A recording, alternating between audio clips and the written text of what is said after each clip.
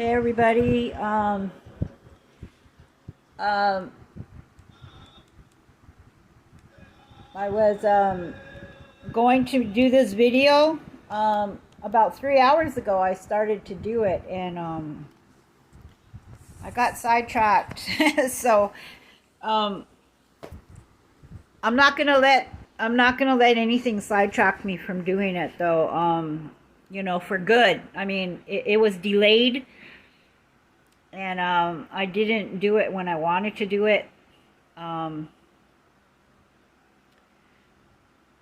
And then after everything was taken care of and I did what I needed to do, I was sitting here and the selfish me wanted to do what I want to do. But I told myself, I said, you know what, Sonia, you can't do that. You can't do that. You can't always be selfish. Sometimes you have to make a sacrifice. And,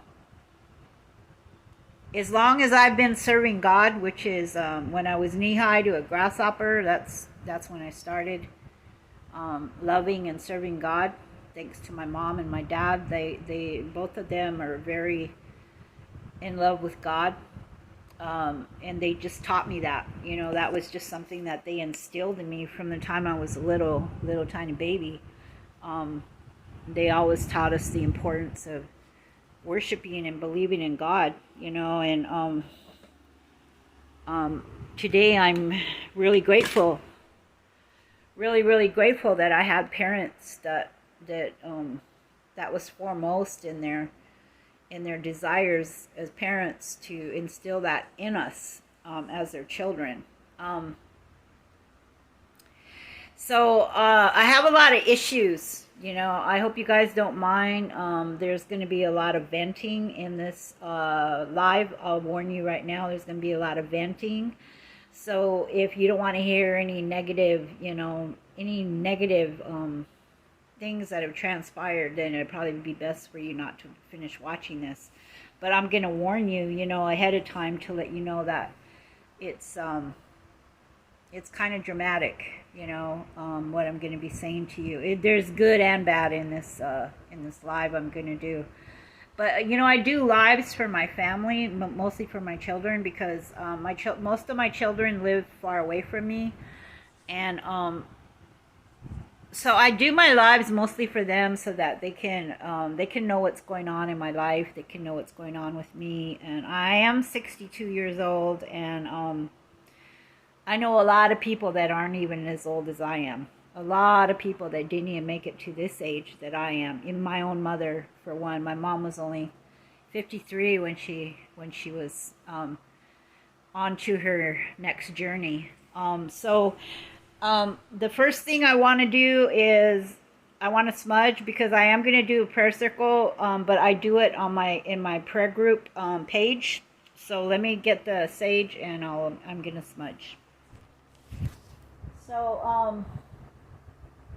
how have you guys been doing? I hope everybody's doing well, and I hope that nobody's going through any kind of drama or anything like that. I hope that everybody's dumping sage all over my bed.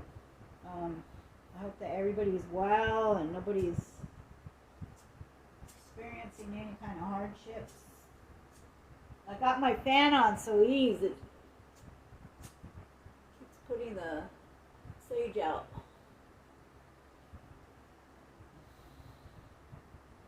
There we go. Oh, you really want to burn, huh? Burn, baby, burn. Okay. Usually you don't do that. Okay. Put it out. I'm gonna get this. Ah! Went on my bed. No. No. Oh, you guys. I'm gonna sit here and burn my house down. Keep this up. Jeez, it went on my shoes. It went on. Okay, I'm just gonna set it down here for now. To burn out down there.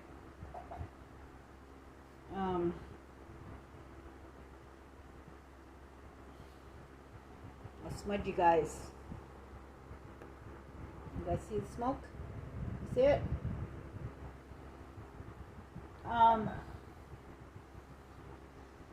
So I'm a part of this. It's a talking circle. It's a Native American talking circle, and a lot of the people that come on there, they claim to be Native, but I don't know about a couple of them. They don't look Native, but they claim to be Native. So anyway, we had this talking circle yesterday, and we have it on Tuesdays in the morning, or 10 o'clock in the morning, and our moderator,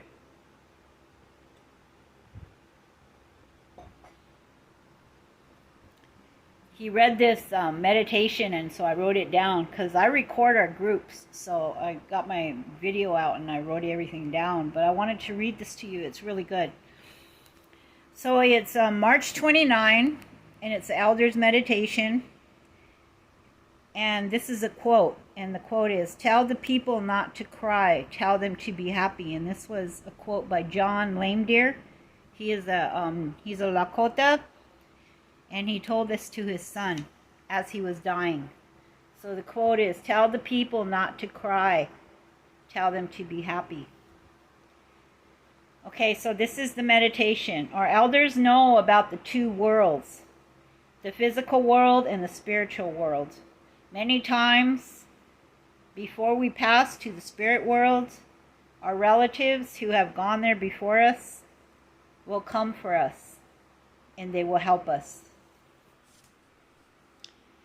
The spirit world, the elders say, is good, happy, and harmonious place. When we die, it means we only have entered another world. We will all see one another again. Great Spirit, allow me to understand both the spirit world and the physical world. Today, let me be happy. And that was for March 29. So when he read that, I was really touched by it, because that really sums it up for me and how I am in my life, you know. Every morning when I wake up, I'm happy. Even with all of the drama and all of the things that go on in my life, I still wake up happy, because I know this to be true. That what this elder is saying about the two worlds. That even though I don't have my precious mom anymore, I really do still have her, you know. As a matter of fact, you guys, remember I told you in one of my lives about how I heard this crash in here. The next day I went to check it out, and it was 3 candles that were knocked off my table. Well, yesterday I was sitting at my table. I got back from running all my errands and everything, and I was sitting at my table, and I was getting my salad prepared, and I had where's my Bluetooth? Here it is. I had this on, and it was on full blast. And even with this on full blast, I heard a crash, and I was like, what was that? You know? So I hurried, I turned the music down, and I was sitting in there at my table. My altar is on my table. It's on my kitchen table. I've showed it to you guys in some of my videos. And I was sitting there, and I looked on the floor like that, and here there was a candle laying on the floor, busted up, shattered. And there's no way for that candle to have been literally knocked off my table, because those candles were sitting like, they had to be at least 5 inches in from the edge of the table. So I just left it there. And I continued. I made my salad and got everything ready. I made some popcorn, because I knew I was going to come in my room, and I knew that I wouldn't be going back in there, you know. And I said, well, I'll clean it up later, you know. Let me get this done. And so I was really talking to them. I don't know who that was. And I said, how come you're breaking my stuff up? I said, gee, I said, what's going on? I said, why are you doing this? Why are you doing this? How come you're breaking my things? And so I was talking to them, whoever it was, and cleaning up the glass and everything. And so today I want to tell you about what happened today. I got some really good news, you guys, today.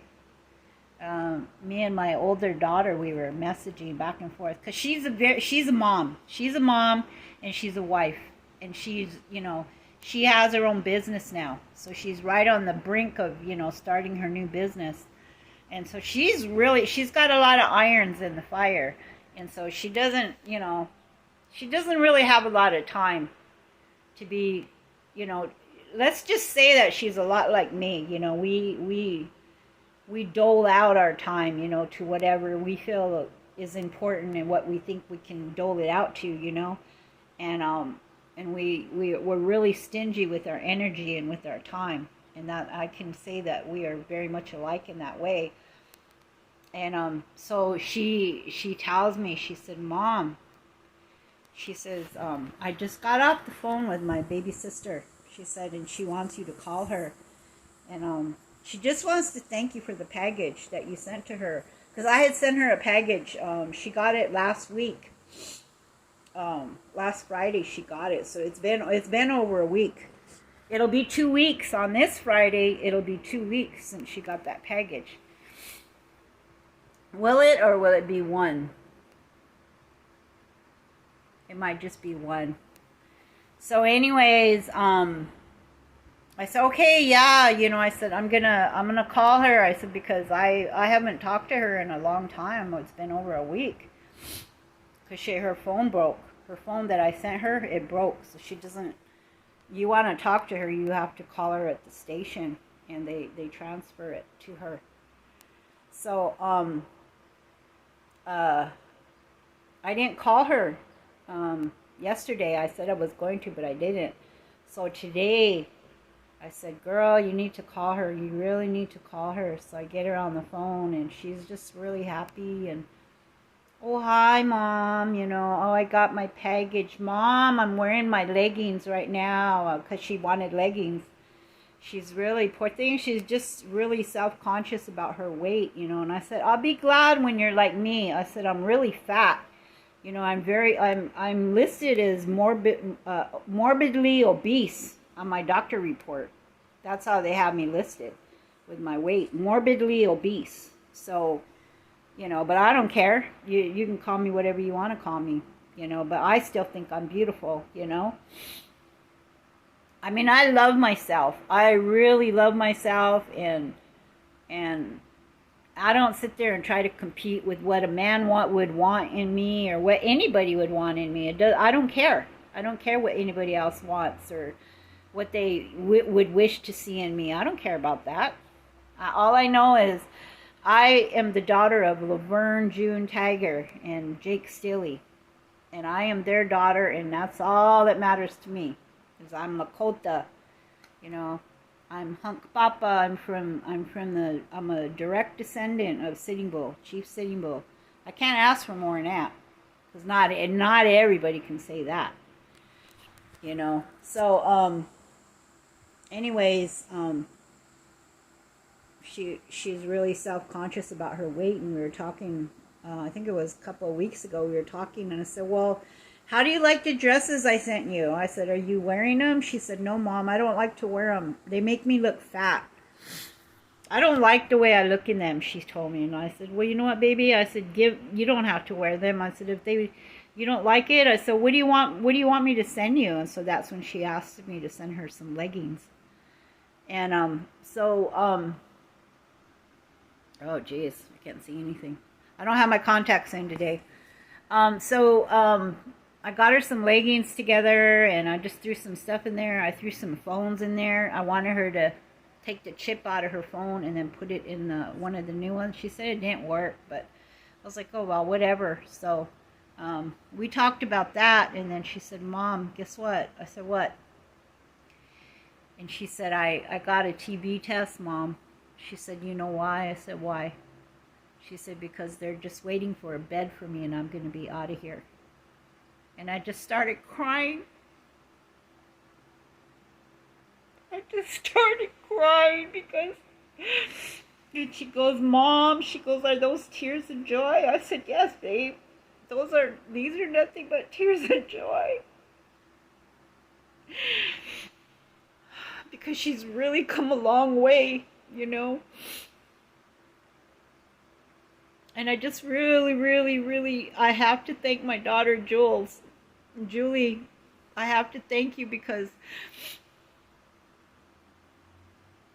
you never let up. Baby, you never let up. All those years, it's been over 2 years now that you've been writing her letters, you've been sending her cards, you send her presents. When she was locked up in that place, it was really hard to make phone calls and get a hold of her. It was really hard because you had to compete with all those other patients. And 99% of the time when you call her would be busy. So you had to stay on it. But you never let up. You never let go. You never let go, and you still have it. And you just don't know. You just don't know. I can't tell you. I can't explain to you how it's just like somebody just taking 1,000,000 trillion gazillion pounds off of my shoulders because of what you've done, because of the way you helped me. You helped me to take care of her and to take time out of your life. You really don't even have the time to be doing it, but you've been doing it. And she's getting out. She's getting out. As soon as she gets in bed, she's leaving. So I told her, I said, you know what, baby? I said, I want to buy you a dinner to celebrate. What do you want me to buy you? And she said, Mom, she loves her Taco Bell. She ordered some Taco Bell, and when I totaled it all up, it came to almost $30 with the driver's tip and all that. And I was like, wow. Okay, you know. So I write this big old list on there, like a big old, I put, call this phone number if you can't find where to deliver it. And it's the number to the front desk. They'll give you directions. They'll tell you where to take it. It's for my baby, and I put her name, and I put what station she's at, and I put my phone number, I put my name. I mean, all the information was there. So what does he do? The driver, he takes it there, and he said that they told him he couldn't come in, that somebody will come in and they'll come out and get it. Well, you know what? They came out and got it, and they stole it. They ate it. They kept it for themselves. My daughter never got it. So I'm just assuming she got it. I'm just assuming because I didn't hear from her. It was like she got it at 2:10. She could just barely call me about an hour ago. She called me. She said, Mom, did you send the food? I said, yeah, baby, I sent it. She said, Mom, I didn't get it. And I was mad. So I called the front desk and I went off on that woman. And I said, what's wrong with you people? How come you guys take the patient's things? I said, how come you guys do that? And I told them about how they stole her clothes. My daughter sent her some clothes, and it had a watch in there, and here they stole it. They kept it. They took it home. And we have proof from Amazon that it was delivered. It was delivered there.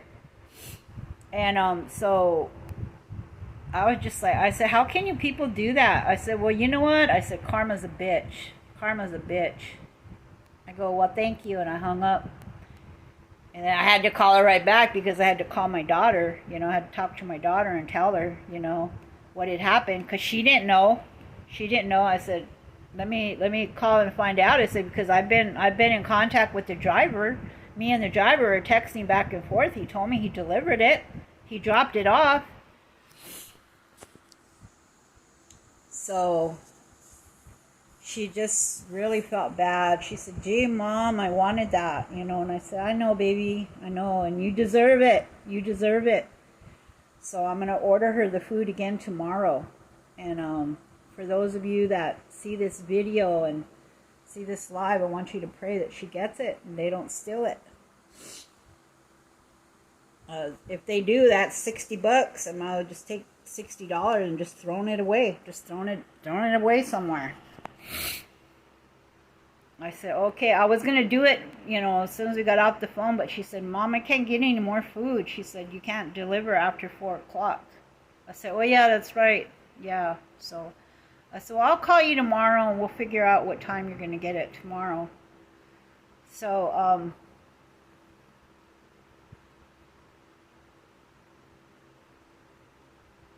I wasn't cussing or anything at that woman. I was just raising my voice. You know, the only time I used the cuss word was when I said karma's a bitch.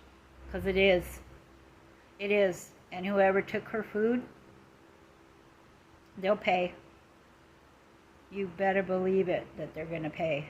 Trust and believe. That is really wrong what they did. She said, "Gee, Mom, I just hate living here. I just hate being here." She said that. And I said, "Baby," I go, "look, you're going to be gone. You're going to be out of there soon. Okay?" I said, "So let's just, you know, just try not to let it get you down too much." I said, "At least you know I care, and at least you know I tried, you know, that I did send it, you know. It's the idea that counts, right? I mean, the thought that counts, right? But it just broke my heart, you know, so that's why I'm going to go ahead and do it again tomorrow. Go ahead and order it again tomorrow." I said, "You know," I said, "I can't afford this, baby." I said, "You know, doing this and then these," I go, I don't want to be paying for somebody else's food." I go, "I don't care about them. I don't care about none of those people that are in your facility. I don't care about none of them." I said, "Maybe that's their problem. You know, they don't have anybody to care for them. So they're just going and ripping off whatever, you know. Whenever they feel like it, they just take it. They just take it because they can and because they can get away with it." But I told her, I said, "I'm going to order again tomorrow." And I said, "And if you don't get it," I said, "I'm calling the cops. I am calling the cops." I said, "Because this is ridiculous. That'll be the 3rd time." And I told that girl, I said, I've been ordering food for my daughter ever since she's been in there. I go almost every week. I order her food. I said, "This has never happened before. They always get their food. She always gets her food." I said, "So something's up. Something's up. Somebody wanted to keep that food." And I said, "And that's pathetic, you know." So, now I'm going to close this live up. I wanted to let you know about my daughter. I wanted my kids to know that their sister she used to be in this level down. She used to be in this, like a cell block, you know. It was like a cell block because she was literally locked in where she was. And then she moved up to this place where she's at, where she has more freedom. She gets to have a phone. She gets to have food ordered in. She gets to go outside and, you know, and do whatever. And she just has way more freedom where she's at right now. And so now she's going into another facility and she's going to have even more freedom. So, you know, I told her, I gave her all the credit. I said, "You know what, baby, you did this. You did this. You did all the work on yourself."